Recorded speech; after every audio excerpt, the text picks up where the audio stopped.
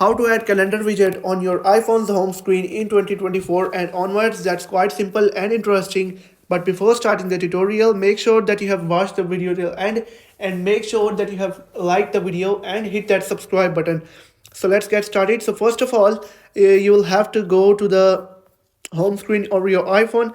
Right now I am on my home screen and you will have to tap long press on any area of your screen like this, and once this page will appear, you'll have to click on the plus icon on the top left corner. Once you're on this page, you will have to scroll down,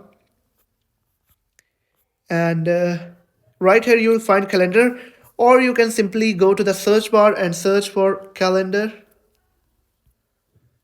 and click on it. Now it will show you a bunch of different calendar widgets, for example, I like this one. I'll simply click on add widget, and you can see the widget is been added to my home screen, and then simply click on done on the top right corner.